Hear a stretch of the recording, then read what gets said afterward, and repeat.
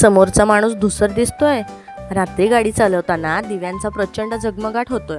चष्मा वारंवार बदलूनही फरक पडत नाही, तर हा फक्त वयाचा परिणाम नाही, हा मोतीबिंदूचा इशारा असू शकतो. आज आपण मोतीबिंदूबद्दल अशा गोष्टी जाणून घेणार आहोत ज्या प्रत्येकाने जाणून घेतल्या पाहिजेत. मोतीबिंदू नेमका कसा होतो, कोणाला जास्त धोका असतो, सुरुवातीची लक्षणं कोणती, डोळ्यात ड्रॉप्स टाकून मोतीबिंदू बरा होतो का, आणि ऑपरेशन धोकादायक आहे का, ऑपरेशन नंतर पुन्हा मोतीबिंदू होतो का, आणि सर्वात महत्त्वाचं तो टाळता येतो का. हा व्हिडिओ शेवटपर्यंत पहा, कारण शेवटी मी अशा 10 चुका सांगणार आहे ज्या लाखो लोक नकळत करतात. आता पाहूया मोतीबिंदू म्हणजे काय. आपल्या डोळ्यामध्ये नैसर्गिक लेन्स असते. ही लेन्स पूर्णपणे पारदर्शक असते. यामुळे प्रकाश रेटिनापर्यंत पोहोचतो आणि आपल्याला स्पष्ट दिसतं. पण जसजसं वय वाढतं तसतशी ही लेन्स हळूहळू पांढरी किंवा धूसर होत जाते.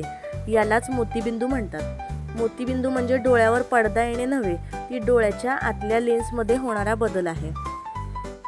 आता पाहूया मोतीबिंदू का होतो. सर्वात मोठं कारण म्हणजे वाढतं वय. पण एवढंच कारण नाही, तर मधुमेह, डोळ्याला दुखापत, स्टेरॉइड औषधांचा दीर्घ वापर, धूम्रपान, मद्यपान, सूर्याच्या अतिनील किरणांचा जास्त संपर्क, अनुवांशिक कारणं आणि जन्मतः काही मुलांना मोतीबिंदू असू शकतो. आता पाहू मोतीबिंदूची सुरुवातीची लक्षणं. सुरुवातीला लोक दुर्लक्ष करतात, पण ही लक्षणं गंभीर असू शकतात.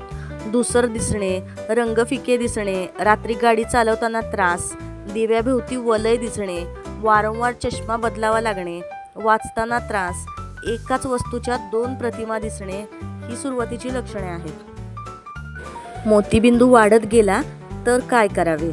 उपचार न घेतल्यास लेन्स पूर्णपणे पांढरी होऊ शकते, दृष्टी जवळजवळ नाहीशी होऊ शकते आणि काही वेळा डोळ्याचा दाब वाढून काचबिंदूचा धोका देखील निर्माण होतो. आता पाहू कोणाला जास्त धोका आहे.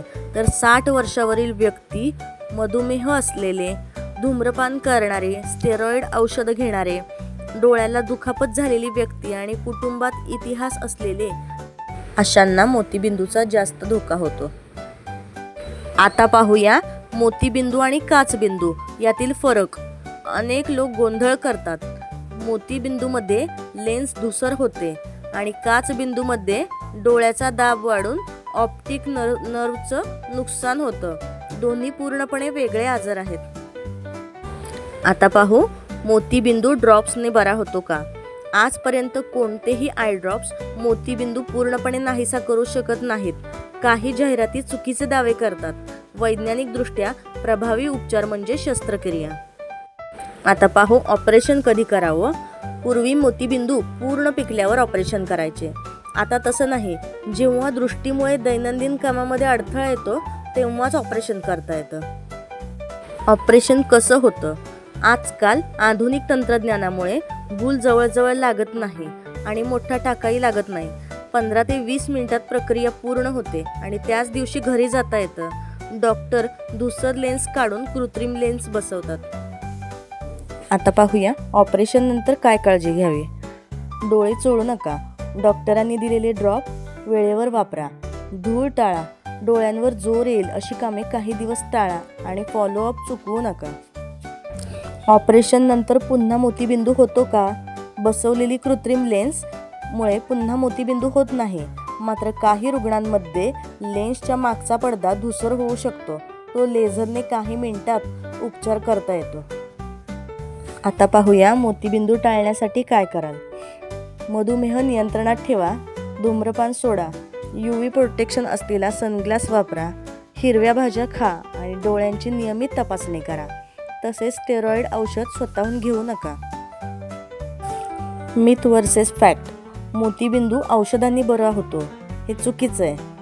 फक्त वृद्धांनाच होतो हे देखील चुकीचं आहे. ऑपरेशन धोकादायक असतं. बहुतांश प्रकरणामध्ये आधुनिक तंत्रामुळे सुरक्षित आणि यशस्वी असतं आणि ऑपरेशन नंतर आयुष्यभर अंधुक दिसतं हे देखील चुकीचं आहे. कधी तातडीने डॉक्टरांकडे जावं. तर अचानक दृष्टी कमी होणे, डोळ्यात तीव्र वेदना, लालसरपणा, प्रकाशाभोवती रंगीत वलय, अचानक फ्लॅश किंवा काळे ठिपके दिसणं, अशा वेळी विलंब करू नका. आणि लवकरात लवकर डॉक्टरांकडे जा. आजचा व्हिडिओ पाहिल्यानंतर तुम्हाला समजलं असेल की मोतीबिंदू म्हणजे अंधत्वाची शिक्षा नाही, तर योग्य वेळी निदान आणि उपचार केल्यास दृष्टी पुन्हा स्पष्ट होऊ शकते.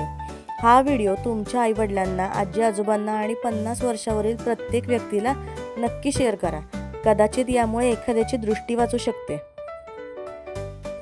हा व्हिडिओ आवडला असेल तर लाईक करा, शेअर करा आणि अशाच आरोग्यविषयक माहितीपूर्ण व्हिडिओसाठी घरगुती संजीवनी चॅनलला सबस्क्राईब करा. या व्हिडिओतील माहिती शैक्षणिक उद्देशासाठी आहे. डोळ्याशी संबंधित कोणतीही लक्षणे असल्यास नेत्रतज्ञांचा सल्ला अवश्य घ्या. धन्यवाद.